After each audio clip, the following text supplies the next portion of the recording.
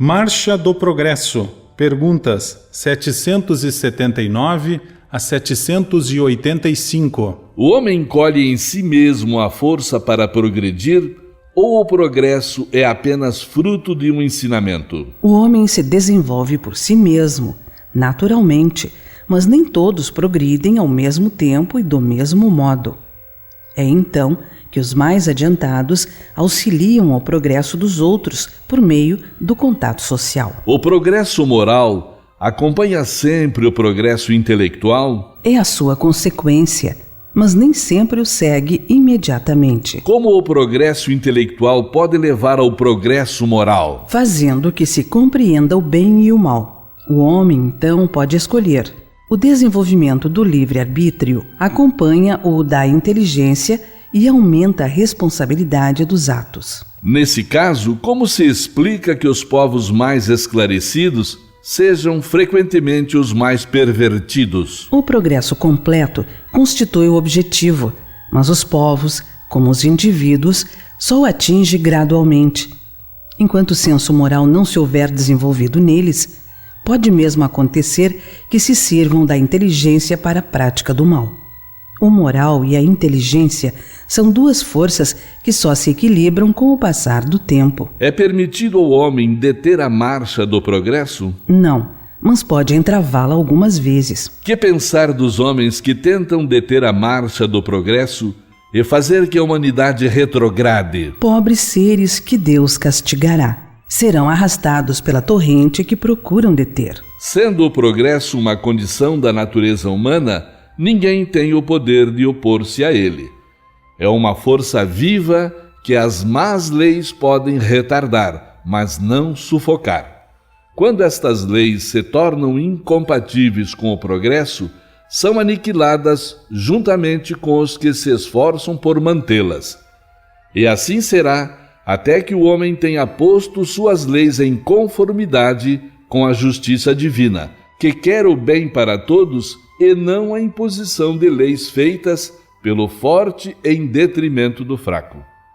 Não há homens bem intencionados que entravam o progresso, acreditando favorecê-lo, porque do ponto de vista em que se colocam, muitas vezes o veem onde ele não existe? Assemelham-se a pequenas pedras que, colocadas debaixo da roda de uma grande viatura, não a impedem de avançar. O aperfeiçoamento da humanidade segue sempre uma marcha progressiva e lenta? Há o progresso regular e lento que resulta da força das coisas. Quando, porém, um povo não progride tão depressa quanto deveria, Deus o sujeita, de tempos em tempos, a um abalo físico ou moral que o transforma. O homem não pode manter-se perpetuamente na ignorância, porque deve atingir o objetivo que a providência lhe assinalou.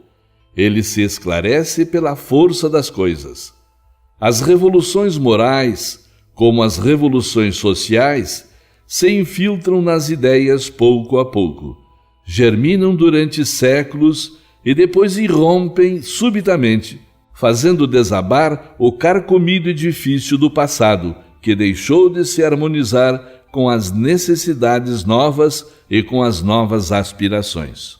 O homem geralmente não percebe nessas comoções senão a desordem e a confusão momentâneas que oferem nos seus interesses materiais. Aquele que eleva o pensamento acima da sua própria personalidade admira os desígnios da providência, que do mal faz sair o bem. É a tempestade, é o furacão que saneia a atmosfera depois de a ter agitado com violência. A perversidade do homem é imensa. Pelo menos do ponto de vista moral, não parece que ele recua em vez de avançar? Enganas-te.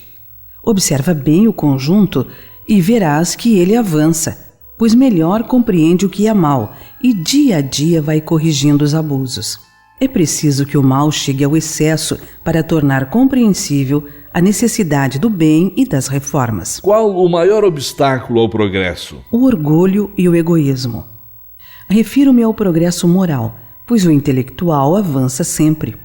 À primeira vista, parece mesmo que o progresso intelectual redobra a atividade daqueles vícios, desenvolvendo a ambição e o gosto das riquezas, que, por sua vez, incitam o homem às pesquisas que lhe esclarecem o espírito.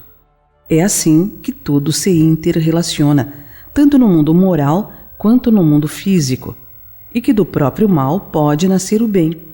Mas esse estado de coisas durará apenas algum tempo. Mudará à medida que o homem compreender melhor que, além dos gozos dos bens terrenos, existe uma felicidade infinitamente maior e mais duradoura. Há duas espécies de progresso que, embora apoiando-se mutuamente, não marcham lado a lado: o progresso intelectual e o progresso moral. Entre os povos civilizados, o primeiro tem recebido, no correr deste século, todos os estímulos desejáveis. Por isso mesmo, atingiu um grau até hoje desconhecido. Muito falta para que o segundo esteja no mesmo nível, e, contudo, comparando seus costumes sociais de alguns séculos atrás, só um cego negaria o progresso realizado. Por que, então, essa marcha ascendente haveria de parar, de preferência com relação ao moral do que com relação ao intelectual? Por que não haveria entre o século XIX e o 24º século tanta diferença quanto a existente entre o 14º século e o século XIX? Duvidar disso seria pretender que a humanidade está no apogeu da perfeição, o que seria absurdo, ou que ela não é perfectível moralmente, o que a experiência desmente.